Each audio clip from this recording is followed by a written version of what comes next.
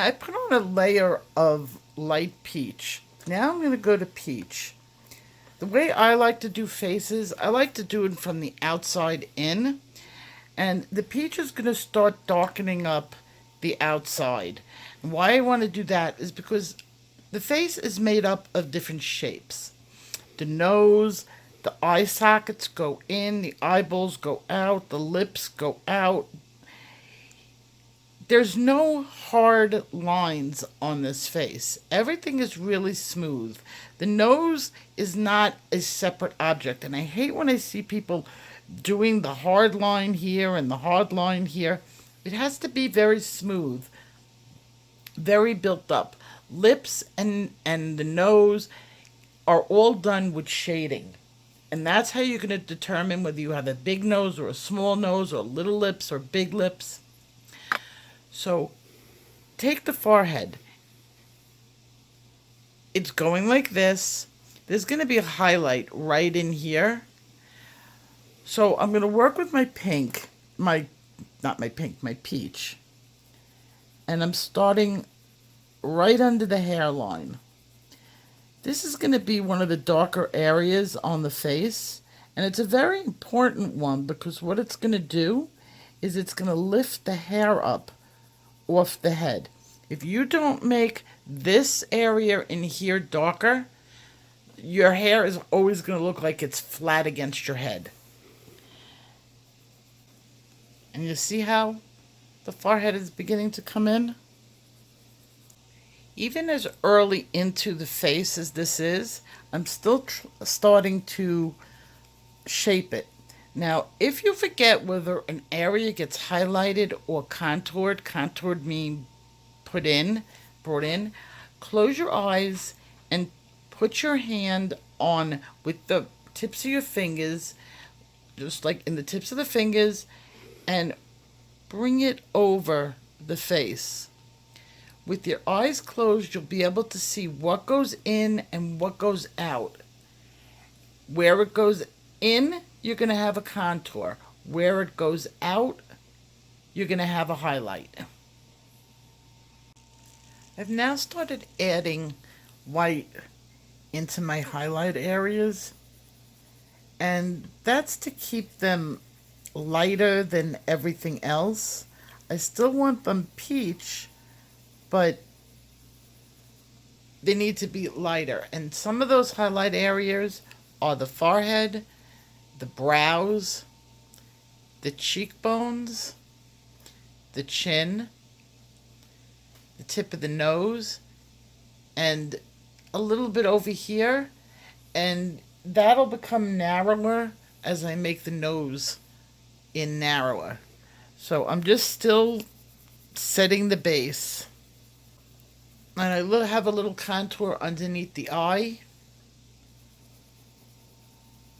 Now, every woman's face is different, so this is the way I'm highlighting her face. If the lighting was coming in from any specific direction, I would highlight her face differently. But I'm basically having a front view because that's where the original artist put the highlight in. Wherever I'm putting white will never be as dark as where I didn't add the white.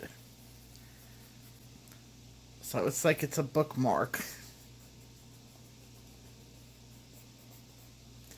I'm doing circular strokes, trying to keep my skin tone even the best you can. So I've got my nectar here, and nectar is going to go under here and around here. It's going to start to really darken the areas as we're building up the color. And I'm going to get that all under the hairline. Remember, that's going to be a dark area on the face. But you don't want to go too dark too fast. So I usually go by halves. Like every time I switch a color, I use it like halfway to the other color. I mean, my light peach is here. My peach went to here. I'll put my nectar half of what I used my peach for, and that usually works out well. Now this is going to have some shading in it, this little piece, because it's darker than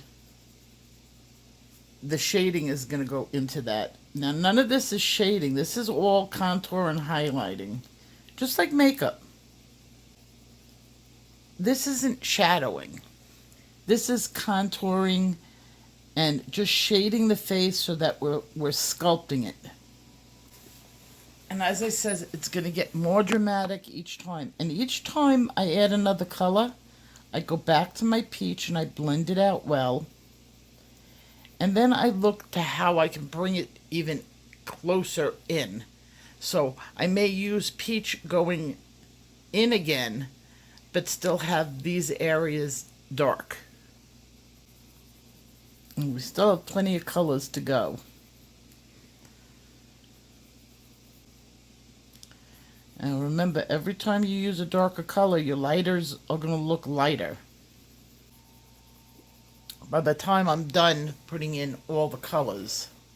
Now I know she looks a little funky now, but if you've ever put a full face of makeup on, you always look like this when you haven't blended in everything yet. We're going to have shadowing going all underneath here. But because it's darker, I won't have to add that much to it. Okay, now I'm going to go back to my light peach. Very lightly. It's a small pencil, that's why my hand is so close.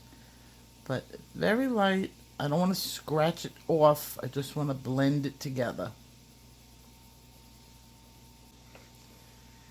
Okay, I'm going to take my nectar again and start working in the nose area, because this area over here is going to be darker because it's going into the eye socket. Whenever you have an object that's going inward, it's darker. When it goes outward, it's lighter. Okay, and then I'm going to blend that in. See how the bridge of the nose is starting to develop. Now this dark area was done by the artist. I want to get a little bit more white in there. And the white just blends. Now the Derwent pencil is not great for blending. It's okay. I'll get away with it. But Prismacolor works much better on faces. You just keep on blending.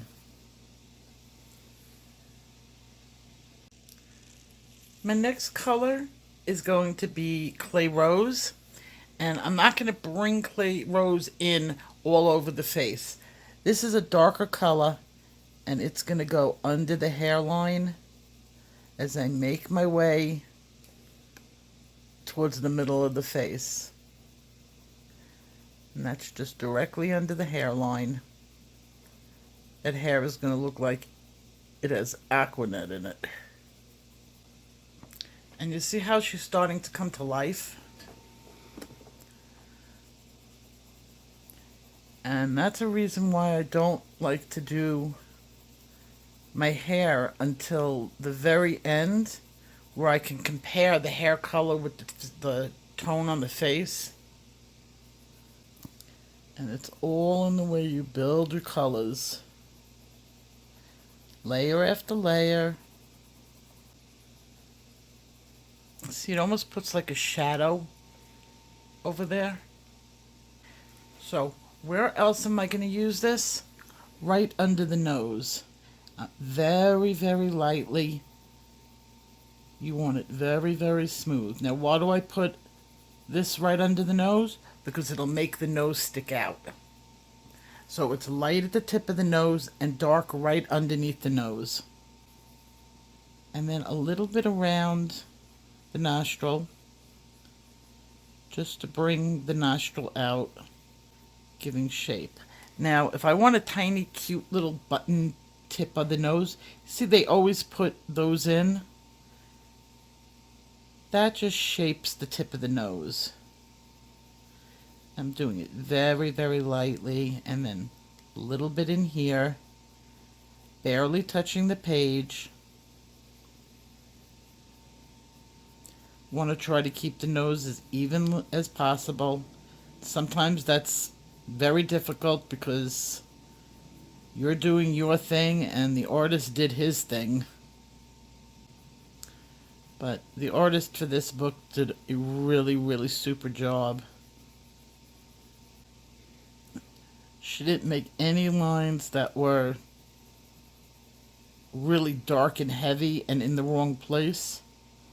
So I'm not worried about so much cleaning her lines up. Now I'm going to put this a little bit under the lip too, just to bring the lips out.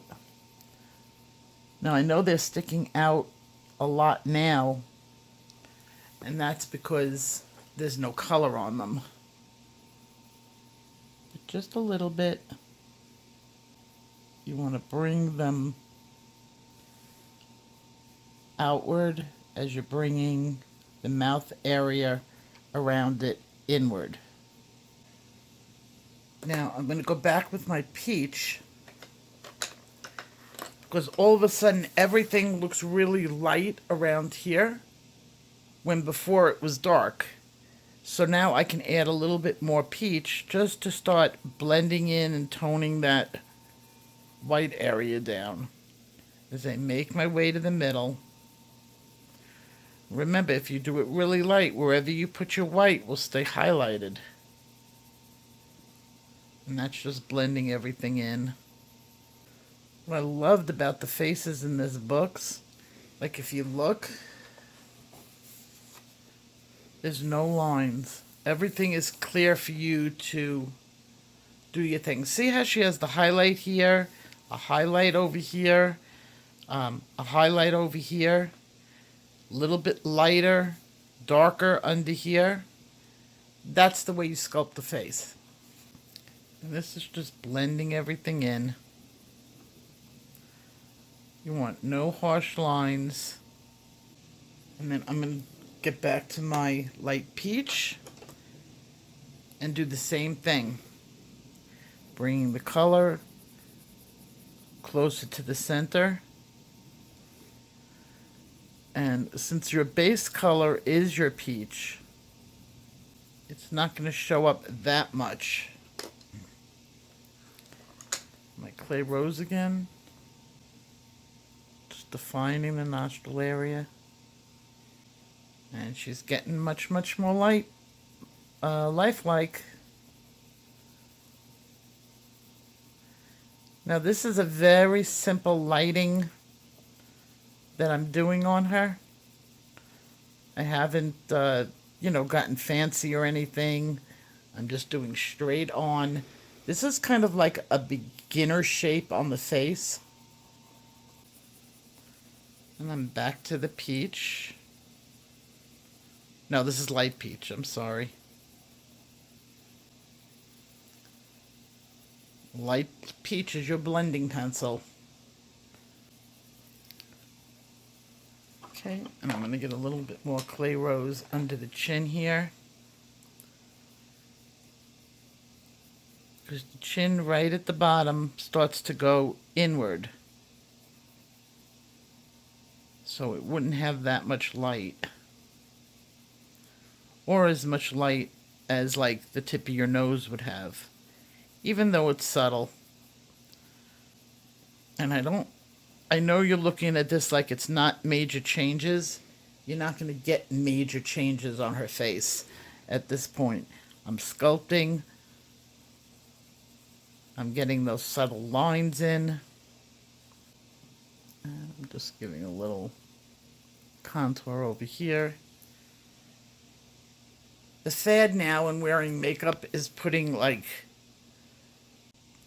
now there's a naturally dark area, but I want you to do it very lightly.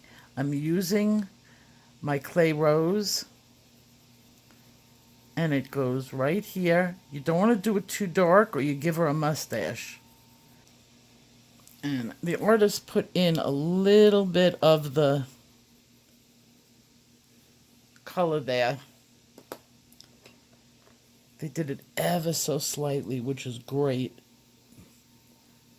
Because I've seen some artists do it, and no matter what you do, you get a mustache. This is a very subtle shadow. Okay, and at this point, I'm going to start working on the eyes and the features so that I could finish the face with the eyes done. I haven't finished the tone of the face, but you could see why I'm leaving the spaces open. Now I'm going to start building on the details.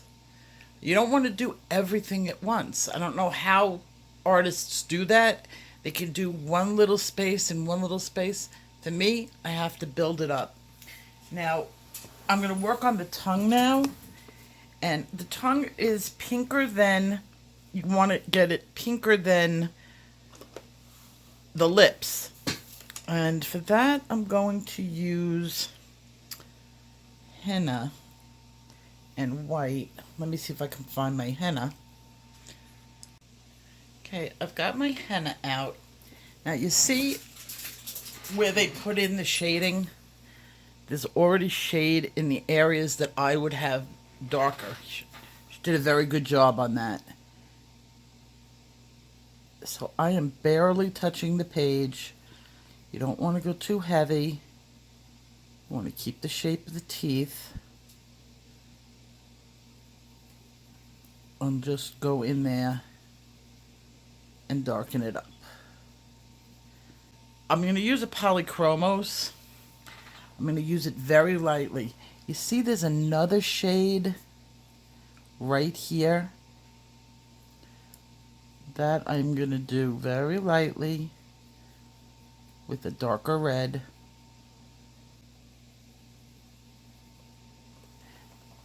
And then I'm also going to get red right underneath here, because that would be where the tongue is starting to go into the lip. Again, I'm barely touching the page. Very slowly blending in that henna in the back. Okay, and now I'm going to use a pink, and I'm going to use a light pink, and I think I'm going to use, let's see, pink rose. And I'm going to pink it up and blend, because this is a Prismacolor, so it's a nice blending pencil, getting everything smooth. I'm not covering the whole thing because I'm also going to add in some white. Now I'm going a little heavier because I want this a little bit more blended. I've got like a medium pressure. And then I'm going to take my white pencil, because it's moist, you don't want a dry tongue. And I'm going to go with a wet tongue. Now there's different structures on the tongue. If she had her tongue hanging out more, I would do more structures, but this is just a tiny tongue. And I'm going to go very, very, now I'm talking light, light, light, just to define the shape of the teeth. And now we got to do the teeth. Teeth. Everybody just does it in pure white. Should I just take my pencil? No. I want to use a little bit of gray. The same thing that I did in the eyeballs.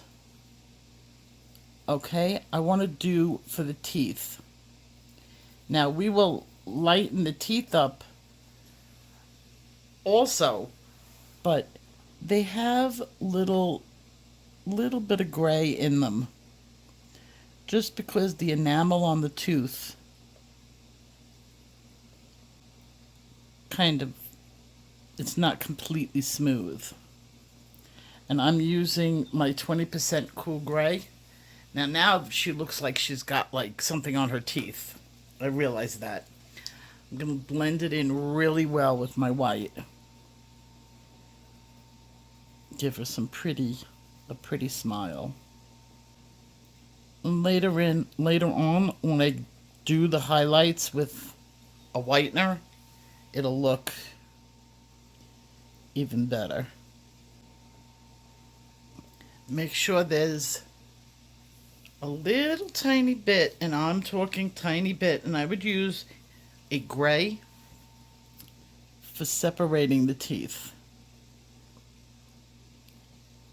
And I have a French gray, 90% French. Just gives a little bit more definition on the teeth. Now when I go in and do them white, you'll see the difference. It'll look really good. This is just the point of the eyeball that would be the highest. Now, you can put a little tiny bit of red in it if you really want it, because there are some veins. And I'm going to use henna, and I'm going to just do a tiny bit. Really light. Because everybody's got tiny blood vessels in their eyes. Now I'm just gonna go over everything. And those black marks that I told you to put earlier, make sure they're still nice and dark. Right in the corner. See, it makes the mouth look like it's wide open in a more natural position. So now that I have some of the structures on her face there, I can now better gauge her skin tone. And I can start bringing some of the white out, because nobody needs that shiny skin. We don't need to give her oily skin. And I'm just using my peach. Blending. Don't overdo it. Take your time. Go very slow. Lift your pencil often. Check what you're doing. Now, if I wanted to bring some light in from one direction or another, this is when I would be doing it. And I haven't colored the neck yet. And your shadows would go into here and under your chin. Now she already put some highlights in over here. So I'm not going to fight them and do my own, because she did a fine job. And you're going to treat the neck the same way as you would treat like a cylinder.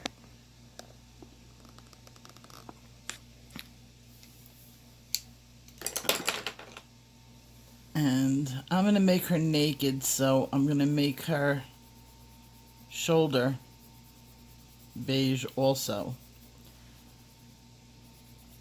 Get some in here. See, that's what's really good. Now, I can work on the details of this picture as much as I've worked on the picture. I can just do detail after detail. The more details, the more natural, the more realistic the picture's going to look. See, the hair down here is not developed enough yet. Well, we did that on purpose. Left that for the detail portion. See, all of this dark over here was done by the original artist. I'm going to put this on hyperlapse because I could be working on it for a long time. And I'm just following the same basic skin tone recipe as I did before. And this is all going to get filled in, but I want to get everything going at once. And I think I'm going to put a shadow. I'm going to put a shadow on this side of the face. And I'm going to go very lightly. So it always looks better with a dramatic shadow. But I want to build that shadow up. I'm going to put this on hyperlapse because it's just going to be building up the layers for this. So I sped up the video to hyperlapse so that this video could have been hours and hours long. I didn't love the blending on just the pencil. When I got to the upper layers, I lost tooth. I thought the flowers blended out really well, but I could have, if I had more, I expected to have a little bit more tooth than I actually did. I'm sort of graduating out of, remember the other day I said once you start needing more layers, you've graduated from coloring book paper, and well, that's kind of like what I'm doing. I'm kind of outgrowing coloring book paper because there's more that I want to do on it than I actually can do. But I like the way this came out. It was fun. I'm gonna try Inktense next, so we'll see how the Inktense work with this picture. And I will see you guys next video. Take care.